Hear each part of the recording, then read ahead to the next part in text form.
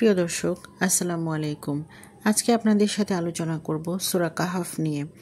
আজকে যেহেতু শুক্রবার, সেহেতু সূরা কাহাফের তেলাওয়াতের ফলে কি ফজিলত সেটা আজকে আমরা জানব।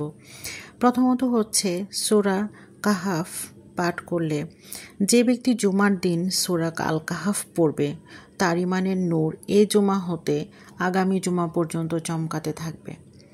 আবার যে ব্যক্তি সূরা আল কাহাফের প্রথম 10টি আয়াত মুখস্থ করবে তাকে দাজ্জালের অনিষ্ট হতে নিরাপদ রাখা হবে।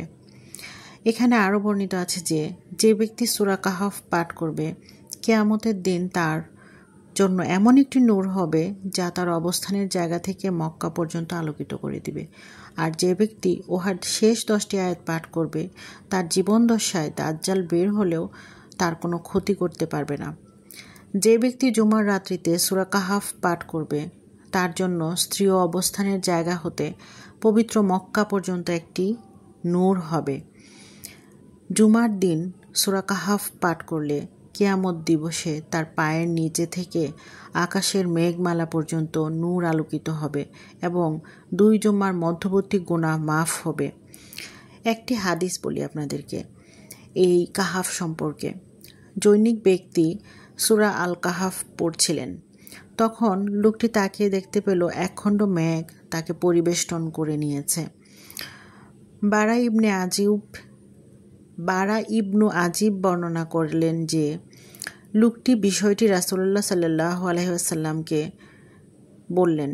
তিনি তাকে উদ্দেশ্য করে বললেন, হে অমুক, তুমি সূরাটি পড়তে থাকো, কারণ এটি ছিল আল্লাহর রহমত বা প্রশান্তি যা কোরআন তেলাওয়াতের কারণে বা কোরআন তেলাওয়াতের জন্য অবতীর্ণ হয়েছিল।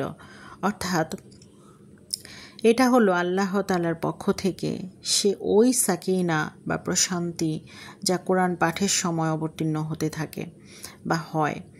বৃহস্পতিবার দিন শেষে সূর্য ডোবার পর থেকে শুক্রবার সূর্য ডোবা পর্যন্ত যে কোনো সময় সূরা কাহাফ পাঠ করলে হাদিস অনুযায়ী আমল করা হবে ইনশাআল্লাহ। জুমার দিন দুনিয়ার শ্রেষ্ঠ দিন হিসেবে গণ্য করা হয়। হযরত আবু হুরায়রা রাদিয়াল্লাহু আনহু থেকে বর্ণিত, নবীজি সাল্লাল্লাহু আলাইহি ওয়াসাল্লাম বলেছেন, পৃথিবীর যত দিন সূর্য উদিত হবে তার মধ্যে শ্রেষ্ঠ দিন হলো শুক্রবার। এই দিনে আদম আলাইহিস সালামকে সৃষ্টি করা হয়েছে এবং জান্নাতে প্রবেশ করানো হয়েছে। এই দিনেই তাকে জান্নাত থেকে বের করা হয়েছিল। সর্বশেষ কিয়ামত সংগঠিত হবে শুক্রবার দিনে। জুমার দিনকে সপ্তাহের সেরা দিন হিসেবেও ঘোষণা করা হয়েছিল।